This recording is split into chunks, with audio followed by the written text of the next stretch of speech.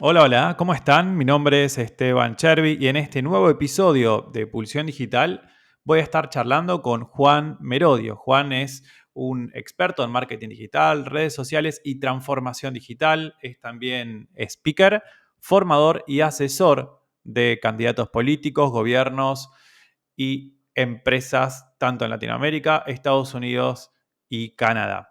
Vamos a estar conversando un poco sobre su trayectoria, de cómo era emprender y vender online en el año 2000 y también cómo eso fue cambiando hasta el día de hoy y cómo creemos que puede ser para el día de mañana. También vamos a estar conversando sobre un caso de éxito puntual de una empresa en la que lograron hacer que facture más de 500.000 euros al año y cómo lo lograron hacer, tanto él como junto a su equipo.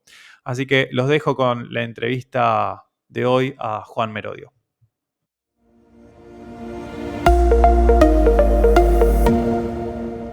Pulsión Digital existe gracias a los siguientes sponsors. Sentidos Comunicaciones es una agencia de relaciones públicas especializada en tecnología, banca, finanzas, innovación, fintech y startups con alcance en toda Latinoamérica. Lleva más de 16 años apoyando a marcas del sector en sus estrategias de reputación y reconocimiento. Conocelos en sentidoscomunicaciones.com. Neolo.com es el web hosting en el que confiamos desde Pulsión Digital. Servidores estables para que tu sitio web cargue rápido y esté siempre en línea. Y además un equipo de atención al cliente que resuelve 6 de cada 10 consultas en menos de una hora. Súmate hoy en neolo.com a los 10.000 clientes de Latinoamérica y España.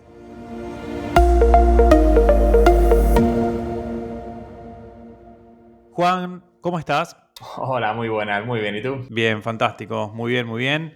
Contanos un poco sobre vos, a qué te dedicás, cómo comenzaste y cómo llegaste a donde estás hoy. Bueno, yo empecé a dedicarme al mundo digital en Internet pues cuando tenía 20 años, fue en el año 2000 concretamente, ¿no? Que de ahí no se hablaba ni de marketing digital ni absolutamente de nada de esto, pero bueno, yo estaba en la universidad y empecé a conocer Internet y dije, anda, aquí puedo empezar yo a ganar dinero, ¿no? Y efectivamente, pues descubrí maneras de empezar a ganarme dinero mientras estudiaba en la universidad a través de Internet y poco a poco fui aprendiendo de manera autodidacta qué era el SEO, ¿no? Y cómo hacer SEO al principio, que era, bueno, pues al final era muy sencillo, entre comillas, ¿no? Hasta que, bueno, fue desarrollándose un poco y en el año 2004 decidí montar mi primer negocio en Internet, dedicarme full time a todo ello y seguir aprendiendo, ¿no? Seguir aprendiendo de todo este mundo, empecé a asesorar a empresas, a montar más negocios y eso fue un poco lo que me llevó a todo esto ahora mismo. Interesantísimo el recorrido. Yo empecé más o menos en el 2003, así que aprovecho y te hago alguna pregunta puntual en relación a el mundo, cómo fue cambiando, ¿no? Del año 2000, digamos, al 2020, 2 décadas en el medio. ¿Cómo era emprender en esos años 2000, digamos, en relación a la competencia, en relación a los conocimientos? Sobre todo que estuviste en el SEO, viste a Google desde sus inicios. ¿Qué nos podés contar algunas diferencias de antes y ahora? Fíjate, yo me acuerdo del SEO inicial, lo que se llamaba el keyword stuffing, que básicamente cogías, yo recuerdo de coger, hacer una página web con el fondo blanco, coger la Sí. palabra clave que quería posicionar en color blanco y empezar a repetirla, repetirla, repetirla por el fondo sin que el usuario la viese, pero al final el robot de Google lo leía y te posicionaba, ¿no? Fíjate que era súper curioso. Es decir, claro, antes había obviamente, mucha menos competencia, entonces era más fácil tener visibilidad, pero también había menos usuarios, ¿no? No había, obviamente, no se generaba tanto negocio a nivel digital. Pero emprender antes requerías de una mayor inversión a emprender ahora. Y esto me explico, ¿no? Yo en mi primer proyecto emprendedor, al final necesité hacer una web y para hacer una web necesitaba una empresa que me hiciese una web con todos los costes que eso llevaban. Fíjate que Totalmente. comparado con el año 2000 o 2002, a día de hoy tienes herramientas que por un costo muy bajo, por pocos dólares al mes, tienes una web hecha. No sé, se me está viniendo a la cabeza Shopify, por ejemplo, ¿no? Donde tienes un e-commerce. Es decir, hace 15 años montar un e-commerce necesitabas una inversión mucho más alta de la que necesitas ahora. Eso, por ese lado, vale, es positivo, ¿no? Hay menos fricción o barreras de entrada económicas a la hora de entrar. Pero también creo que hoy es más difícil que antes tener éxito con un negocio en Internet. Básicamente por la fuerte competencia. Al final, Internet se ha convertido en un juego de atención. donde puedes tener el mejor producto, puedes tener el mejor servicio, pero lo que necesitas es generar atención, atraer a la gente y que conozca tu producto, y eso no es sencillo. Totalmente, eso obliga entonces a generar mucha cantidad de contenido, que sea contenido valioso y apuntando siempre a la audiencia que a uno le interesa, ¿no? Sí, pero y fíjate que las estrategias al final de contenido son a largo plazo, ¿no? Y esto es un mito muchas veces de, bueno, gente que dice, oye, pues yo sé hacer esto, voy a venderlo online y montan una tienda online y dicen, bueno, voy a utilizar las redes sociales para que me conozcan. Se crean un Instagram, empiezan a publicar y dicen, es que muy poca gente me ve, muy poca gente me ve. Y te encuentras con que ahora para generar ese alcance necesitas invertir en publicidad digital, es decir, necesitas una inversión económica. Por lo tanto, nos encontramos ya con que el alcance orgánico, es decir, el que podíamos conseguir de una manera natural, cada vez es peor, cada vez es más bajo, ¿no? Y tienes que compensarlo con inversión económica. Es decir, por un lado, antes comentaba que, bueno, hacer una web, una tienda online puede ser más económico, pero hay otras partidas que tenemos que invertir que antes, pues no las necesitaba realmente y hoy no te queda otra. Totalmente. Entonces, el costo para tener una presencia inicial es más bajo porque uno puede crear sus propios perfiles en redes sociales, su propio sitio web. Sin embargo, distribuir ese contenido de forma orgánica es más difícil. Hacer SEO hoy, como vos bien decías, es más difícil que hace 15 años atrás. Publicar en redes, bueno, hace 15, 20 años no teníamos las redes de hoy, pero también es cada vez más difícil, ¿no? Porque dependen los algoritmos y nos obligan a pautar. Me gustaría, Juan, preguntarte sobre, bueno, estuve mirando tu sitio web y los reconocimientos que tuviste. Me llamó la atención uno particular bueno, de Forbes, ¿no? La revista de negocios, que es súper reconocida, que te señalan como uno de los influencers en el año 2019. Contanos un poco sobre, bueno, sobre estos galardones, estos premios que te dieron, cómo los lograste, qué repercusión tuvieron. Pues bueno, no hice nada para lograrlo. Realmente yo recuerdo levantarme una mañana, como otra mañana cualquiera, y de repente ver en Twitter que alguien me decía, oye Juan, enhorabuena por el reconocimiento de Forbes. Y digo, ¿de qué están hablando? Claro, y empecé a investigar y digo, anda. Y fue así, ¿no? Es decir, realmente al final yo creo que lo que hacen ellos es una selección según los parámetros o criterios que consideren y por categorías, y en mi caso era en la categoría de negocio junto a otros 4 grandes profesionales. Y bueno, pues hombre, la ilusión fue enorme, como te puedes imaginar, ¿no? Que te levantes y aparezcas en Forbes, pues al final hace muchísima, muchísima ilusión. Y la repercusión obviamente es positiva. Al final aparecer en Forbes es como un sello de confianza en cierta manera, ¿no? Al final es como, bueno, pues Sí. si Forbes dice que este chico sabe algo de esto, pues algo sabrá, no sé hasta dónde, ¿no? Entonces yo creo que eso te ayuda al final a abrir mercado, pero sobre todo a transmitir confianza, que al final es lo que vendemos todos. Es decir, independientemente de que tengas un producto o un servicio, pero al final el juego de todos es vender confianza para que un cliente decide comprarnos a nosotros en lugar de comprar a la competencia. Y eso simplemente es un juego de confianza. Está claro y ahí estás dando con una tercera clave, me parece. La primera era tener una presencia online, la segunda es distribuir los contenidos a nuestra audiencia objetivo, y el tercero es generar confianza para poder vender, ¿no? Entonces, bueno, tener este tipo de, digamos, de apariciones en medios reconocidos hacen que nuestra audiencia confíe mucho más en nosotros, lo cual es súper, súper positivo. Ahora, me gustaría que hablemos un poco sobre las consultas que recibís de parte de clientes, porque obviamente asesorás empresas, asesorás profesionales, marcas, tenés algunos casos de éxitos también publicados. Me gustaría saber cuáles son como los principales desafíos o las principales preguntas, consultas que te hacen los clientes. Yo creo que el principal desafío, sobre todo, es un cambio de mentalidad y que muchas empresas o negocios o emprendedores entiendan realmente cómo funciona el mundo digital, que el mundo digital te puede ayudar enormemente a alcanzar tus objetivos, pero que no es la panacea, es decir, y que no es algo súper, súper sencillo. Nos encontramos todavía muchos casos de, bueno, pues empresas que nos dicen, oye, pues es que el mundo offline no me funciona, necesito con una inversión muy, muy, muy, muy bajita triplicar las ventas en 4 meses. Y dices, ostras, si yo supiese realmente hacer eso con carácter general, imagínate el poder que tendría, ¿no? Entonces, esto no es tan sencillo ya. Al final son muchas preguntas que nos dicen, ¿no? Pero está todavía la concepción de que hacer marketing digital o negocio online es gratis, ¿no? Y no es gratis. Antes, en esa parte cada vez se requiere más inversión porque también los costes publicitarios, la pauta publicitaria está cada vez incrementándose. Yo tengo la teoría, es decir, y espero equivocarme, que en unos años el coste de impacto en Internet va a estar solo limitado a grandes empresas. Es decir, y se va a llegar a equiparar, no te voy a decir con la televisión, pero sí no va a ser tan sencillo. Y eso que mucha gente cuando lo digo me dice, no, Juan, no tienes razón. Lo estamos viendo ya de alguna manera. Si, por ejemplo, te fijas vámonos a la publicidad en Google, el Google Ads, donde tú pagas por aparecer en una palabra clave que alguien busca. Ya te encuentras con palabras claves en distintas partes del mundo con costes por clic superiores a los $100 el clic.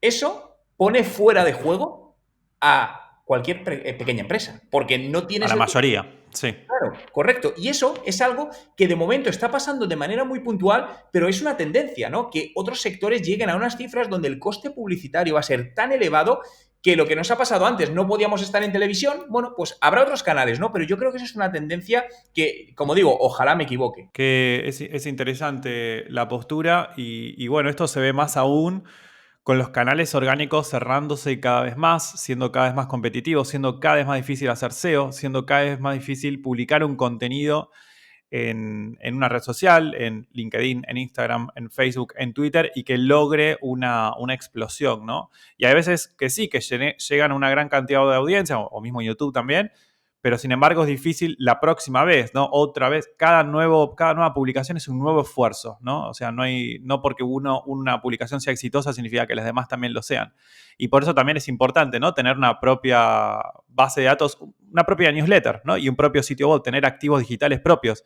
¿Qué no puedes decir en relación a esto, a la importancia del email marketing, de un sitio web propio? Es clave. Al final tú tienes que dominar el negocio y la web es tuya. La base de datos de email marketing es tuya y al ser tuya, en cualquier momento tú puedes llegar y impactar a esa persona o un número de teléfono de WhatsApp. Ahora, el gran peligro es cuando dependemos de redes sociales o de terceros, que no digo que no sean buenas, por supuesto son buenas y tenemos que integrarlas, pero sí tenemos que saber cómo integrarlas. Creo que estarás de acuerdo conmigo en que las redes sociales han engañado a todas las empresas en los últimos años. Es decir, si te acuerdas, Sí. hace 7 años, Facebook, entre otras, nos decía generar vuestra comunidad de seguidores dentro de vuestra fanpage. Así podéis impactarles. ¿Qué pasó? Que muchísimas empresas, por no decirte todas, dedicaron muchos esfuerzos económicos, en tiempos, en personal, en hacer eso.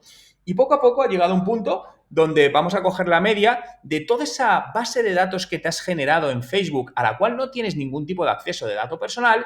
Cuando publicas algo, solo llegas a un 2%. Y dices, anda, si a mí Facebook me estaba diciendo que hiciese esto y ahora lo que hace es cobrarme para llegar a esa base de datos que yo le he generado, ¿no? Y esto es una realidad que yo creo que muchas empresas se sienten engañadas, pero es lo que ha pasado y es cierto que se veía venir. Y es por eso que al final es tan importante que utilices los canales que no dominas, esos externos, redes sociales, por ejemplo, para llevar a la gente a tu página web que es tuya, que manejas, y que te dejen la información, te dejen los datos para que cuando tú decidas puedas contactarle y buscar esa conversión, sea la que sea. Si al final dependemos de terceros, tarde o temprano vas a tener un serio problema y como muchas empresas les ha pasado. Un gran ejemplo de esto son los medios de comunicación. Los medios de comunicación dependen de Facebook. Esto es así. Es decir, si mañana Facebook dice a un gran medio de comunicación, no estás en Facebook, automáticamente su tráfico cae en 2 dígitos de tráfico y caerían enormemente sus ingresos publicitarios.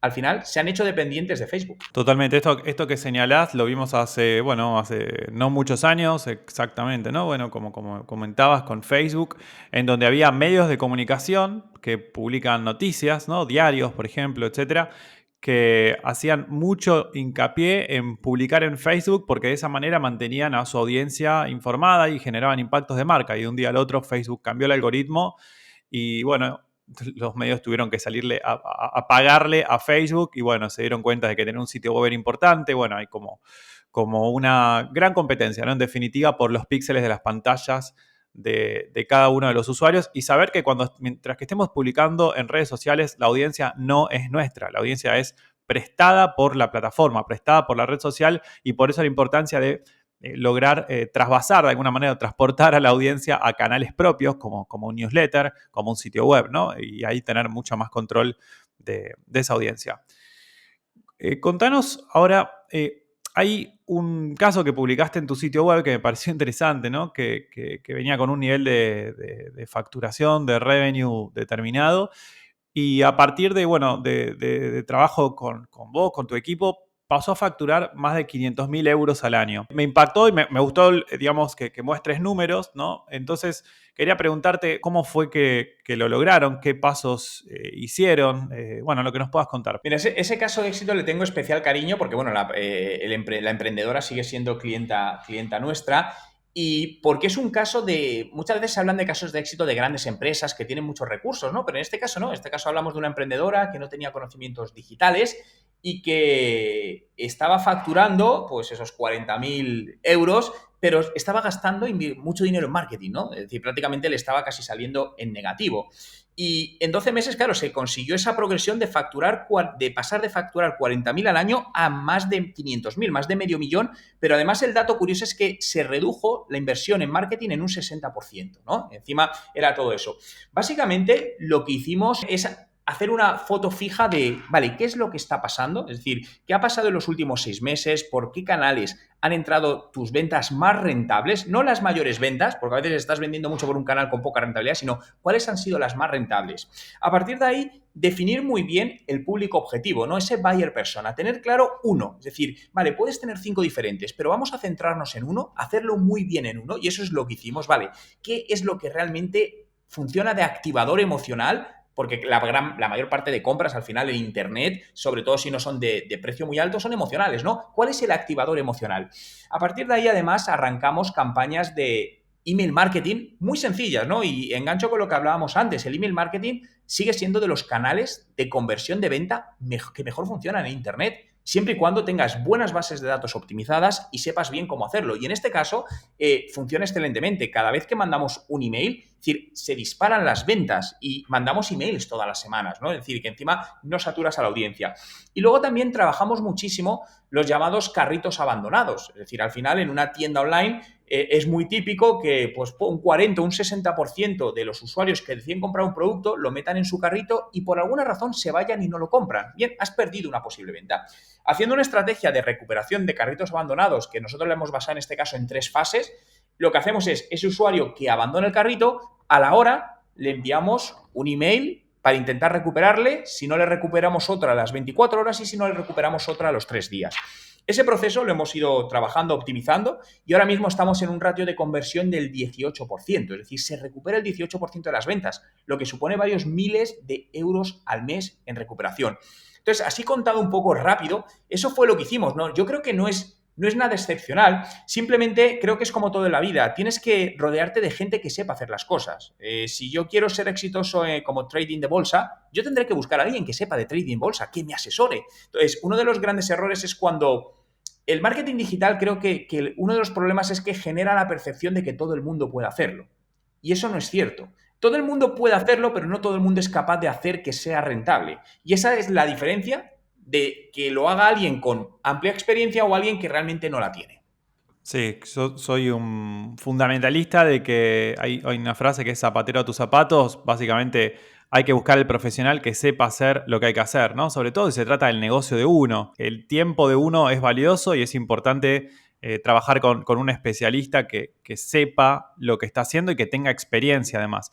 Me imagino también que invirtieron un tiempo importante en una fase de análisis, ¿no? De relevamiento de cuál era la situación actual. Eso es clave, es decir, porque no puedes hacer nada hasta que no entiendas el que está pasando. Y normalmente hacemos un análisis con 6 meses atrás, 6 meses atrás vista, ¿no? Para entender bien el negocio, es decir, basar las decisiones puramente en datos, no en yo creo, yo pienso qué, ¿no? En datos. Claro. Y otra de las cosas que además siempre hacemos y recomiendo, es decir, creo que es imprescindible, es la capacitación o la formación en conocimientos digitales. Creo que todo el mundo debe tener una capacitación básica, no para que se convierta en experto, pero sí, por lo menos para poder entender cómo funciona el mundo digital, poder tener ideas cuando contrates o trabajes con alguien que sepas de qué está hablando, ¿no? Y creo que eso también marca la diferencia en que un negocio tenga éxito o no, si la persona que lo lidera tiene un mínimo conocimiento digital de ello. Totalmente. De esa manera también, cuando se trabaja con algún proveedor, con algún consultor o alguien que implemente un nuevo sitio web, una nueva tienda en línea, digamos, cualquier activo que sea, digamos, uno puede tener mucho más conocimientos. Por eso es importante la capacitación, la educación. Es el nuevo alfabetismo, ¿no? El alfabetismo digital. Hay que invertir en ello, la verdad es que... Y aparte todos lo necesitan. Creo que todos lo necesitan, ya seas abogado, contador, médico, psicólogo, cualquier tipo de profesión, emprendedor, todo el mundo... digamos, debería tener conocimientos básicos para poder hablar con alguien que le lleva adelante la comunicación digital, el marketing digital o que lo asesore aunque sea una vez. Aprovecho, digamos, para preguntarte, alguien que quiere emprender, ¿no? Que quiere crear su propio negocio digital, ya sea con una marca propia, con una marca personal o creando una marca, en los dos casos sería una marca propia.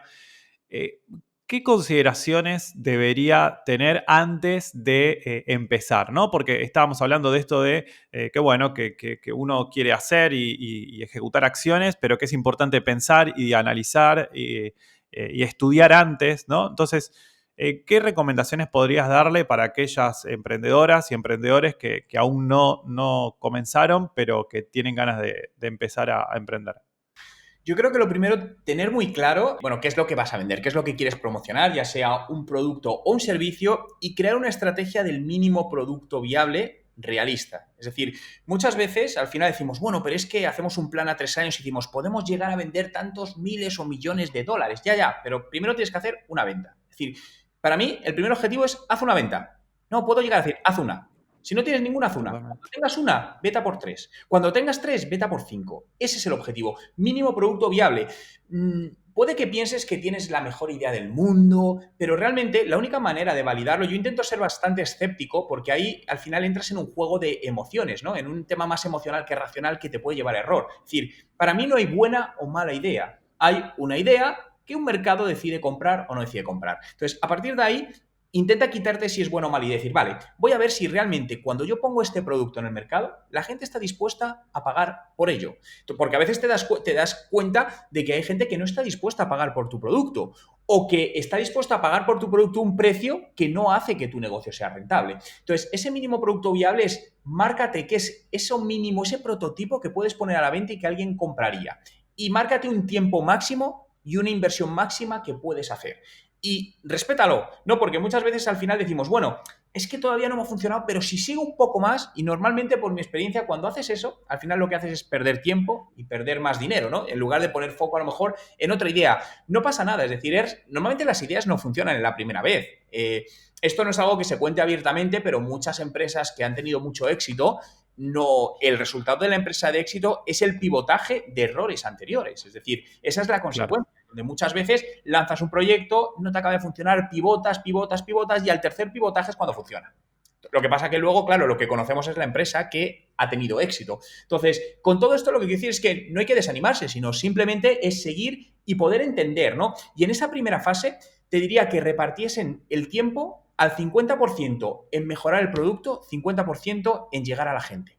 Es decir, no te centres demasiado en tu producto, porque si no, al final lo que haces es un producto que no sabes si van a comprar, y tampoco te centres 100% en llegar a gente, porque si no el producto se estanca. Entonces, un 50-50 es lo que yo haría en esa primera fase. Me parece súper interesante esta forma de pensar y de acercarse al cliente, ¿no? En definitiva, el cliente es el que nos va a hacer que se sostenga el proyecto, se sostenga el emprendimiento. Entonces, tenemos que concentrarnos en poder vender. Y para poder vender necesitamos un producto que sea mínimamente viable, real. O sea, que realmente le sirva y que alguien esté dispuesto a pagar por ello. Porque si no paga, no hay negocio. Y si no hay negocio, no funciona, no lo podemos sostener, ¿no? Totalmente. ¿Cómo ves, considerando que, bueno, me pareció interesante lo que hablamos al principio, ¿no? De que, bueno, empezaste en los años 2000 y después, bueno, te desarrollaste también sobre esta última década. ¿Cómo ves los años que siguen? O sea, entiendo que es muy difícil hacer premoniciones o hablar del futuro en lo digital, pero ¿hacia dónde crees que va? ¿Para qué lugar crees que las marcas deberían empezar a pensar no sé si para el 2021, pero sí para los próximos 2 o 3 o 4 años? A ver, yo creo que vamos a una convergencia del mundo online y el mundo offline. Esto está más claro que nunca. Lo que ha sucedido ha hecho que la digitalización se haya acelerado, pero al final el consumidor, estamos en los dos mundos, estamos en el virtual y en el no virtual. Por lo tanto, tenemos que ser capaces de trazar estrategias de marketing, comunicación, ventas, de negocio en general, que sean capaces de estar en ambos mundos y que haya una coherencia, una conexión entre ellos, ¿no? Muchas veces pasa que tú entras en una tienda física, pero no tienen datos de lo que has hecho virtualmente o viceversa, ¿no? Entonces tenemos que trabajar por esa convergencia, que no es sencillo, pero tenemos que hacerlo. Y luego, en paralelo, creo que hay canales que están despuntando totalmente. Toda la parte de vídeo a nivel digital, no hay duda que está creciendo, casi todo el contenido, la gran parte del contenido es vídeo, pero hay otro que está creciendo mucho y creo que aquí hay una gran oportunidad para la mayoría de empresas, emprendedores, que es el podcast, ¿no? Es decir, fijaos, ahora mismo nos están escuchando en un Sí. podcast. Entonces, yo creo que el podcast es un canal que está muy infrautilizado porque muy pocas empresas sobre el total lo están utilizando. Es un canal que es muy económico, puede hacerlo prácticamente cualquier persona y te ayuda a tener un alcance y una confianza de tu marca hacia tus clientes muy buena. Entonces, yo creo que ahí eso es un canal que cualquier emprendedor desde ya tendría que empezar a trabajar. Absolutamente, sí. Estaba leyendo unas estadísticas antes de comenzar a grabar el episodio de hoy, que hay 800.000 podcasts en todo el mundo. La verdad es que son pocos, ¿no? Para los más de 2.000 millones de personas que nos conectamos a Internet, la verdad es que haya 800.000 podcasts es poco, y los podcasts en español son los segundos más numerosos del mundo. Con España con, bueno, 30.000 podcasts. Así que claramente hay una ventaja porque, como estamos diciendo, hay poca competencia todavía, ¿no? Que no es lo mismo un resultado en Google o, digamos, hacer una búsqueda o aparecer en la parte de explorar en Instagram, donde hay decenas y cientos de competidores. Hoy por hoy en podcast son pocos, entonces uno puede hacer una diferenciación. Eso me parece valioso. Y también el contenido en video, ¿no? Que a pesar de que también hay mucha competencia, sin embargo, creo que todavía hay lugar para contenidos de calidad, sobre todo en YouTube y demás, ¿no?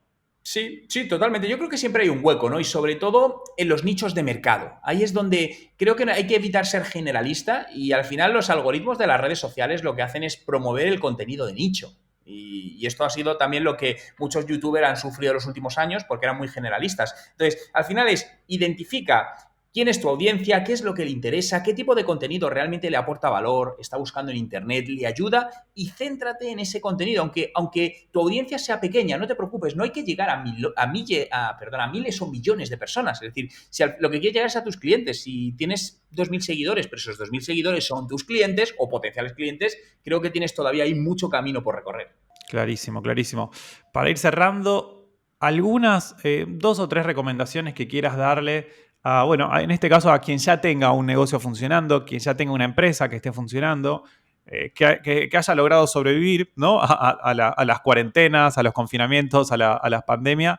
¿Qué les podrías decir, digamos, para aportarles valor y que tengan más claro el norte? Mira, lo primero y creo que es lo más fundamental de todo, para cualquier profesional en general, es que conviertan la formación o el aprendizaje en un hábito diario. Venimos de modelos donde decían, oye, estudia una carrera que dura 3 o 5 años, hazte un máster que te podía estar 1 año o 2 años y ya parábamos de estudiar, ¿no? Era como que ya lo teníamos hecho. Y cada vez más creo que la formación tiene que ser un hábito. Es como si quieres estar sano y decides hacer deporte, tú vas varias veces a la semana a hacer deporte, 2, 3, 4, las que decidas, pero no lo haces durante 2 meses y ya te quedas toda tu vida sano, sino que tienes que ser constante en ello. Es un hábito. Entonces, para mí, la formación es exactamente igual. Y a día de hoy, cualquier negocio, cualquier persona que dirige un negocio, tiene que estar al día de lo que está sucediendo, porque aparecen nuevas cosas y tienes que saber de ello. Por lo que el hábito es el método que utilizamos es dedica 25 minutos al día a aprender algo nuevo. El canal, el cómo, ya lo decides tú. Puede ser un ebook, un podcast, un vídeo en YouTube, cursos online, ahí ya lo decides tú. Pero todos los días, márcate un horario donde vas a dedicar 25 minutos a aprender algo nuevo. Lo segundo, busca un mentor que te ayude. Creo que los mentores al final para todos son muy, muy importantes, sobre todo porque te van a ayudar, aunque sea de algo que lo que tú consideres que sepas, pero van a tener una visión externa a ti. Y al final, muchas veces las empresas lo que sucede es que las decisiones las tomamos todos desde dentro y no somos del 100% objetivos, ¿no? Entonces, muchas veces una visión externa, un mentor, un consultor, llámalo como quieras, te va a ayudar a ver cosas que desde dentro no estamos viendo. Y la tercera, que conviertas tu empresa en un medio de comunicación. Yo creo que todas las empresas tienen que ser medios de comunicación de su nicho. ¿Por qué? Al final estamos hablando antes de contenido, en podcast, en vídeo, en texto, y cualquier empresa tiene que ser un medio de comunicación de ese contenido hacia su audiencia, posicionarse ahí. Porque si consigues hacer eso, al final lo que conseguirás es que el cliente, cuando quiere comprar tu producto o servicio, te encuentre y te lo compre. Entonces, el primer punto fundamental, educación continua. El segundo, buscar un mentor, un consultor, alguien en quien podamos apoyarnos para constatar las experiencias. Y el tercer punto, también importante, Juan. Pues todo el tema de datos, es decir, al final convierte los datos también en tu direccionamiento de tu negocio. Excelente, perfecto. Súper interesante. Y bueno, contanos a la audiencia, en el caso de que quieran contactarte y quieran seguirte, aprender sobre vos, que aprovecho a comentarles que publicas contenidos súper interesantes en las redes, ¿cómo pueden hacerlo? Pues mira, yo creo que lo más fácil es ir a Google y buscar Juan Merodio. Entonces, directamente ahí vas a encontrar lo primero en mi página web, donde tendrás acceso a. Tienes decenas de ebooks gratuitos, un montón de contenido que subimos todas las semanas, vídeos, mil cosas, ¿no? Entonces, yo creo que eso es lo más sencillo. Y luego en redes sociales, bueno, mi usuario siempre es Juan Merodio. Entonces, pues por cualquier red social me pueden encontrar por ahí. Excelente. Para destacar esto del final, que la audiencia también sepa que lo importante que es, ¿no? Crear una marca personal propia en donde uno simplemente le diga a los demás, googleame y estoy en Google y vas a encontrar todos mis canales, ¿no? De convertirse en un medio de comunicación apalancándose en el nombre propio, en los datos. Así que muy valioso. Juan, quiero agradecerte por tu tiempo, por haber compartido los conocimientos. Bueno, ¿algún mensaje para cerrar? Bueno, simplemente que al final, sobre todo en estos momentos, ¿no? Yo creo que tan complicados que unos más que otros se está viviendo, pero a nivel profesional creo que es muy importante que cada uno encontremos el camino que nos hace disfrutar del día a día, ¿no? Hemos visto cómo muchos bueno, en mi caso de mis padres, han dedicado toda su vida a trabajar mucho en algo que realmente no les hacía ilusión, no les hacía feliz, ¿no? Entonces creo que la vida al final es relativamente corta, pasamos gran parte de nuestra vida trabajando, si lo miramos al final un tercio del día te lo estás trabajando, pues que por lo menos que sea en algo que realmente te motive, te haga feliz, consideres que puedes aportar a los demás, porque solo en eso podrás destacar, ser excelente y ser bueno. Excelente, clarísimo. Sí, creo que hay que tratar de coincidir el deseo, lo que a uno le da felicidad, con lo que el mercado también necesita, que es un poco lo que estuvimos hablando en el episodio de hoy. Así que me quedo con eso. Juan, de vuelta, muchas gracias. Gracias a ti.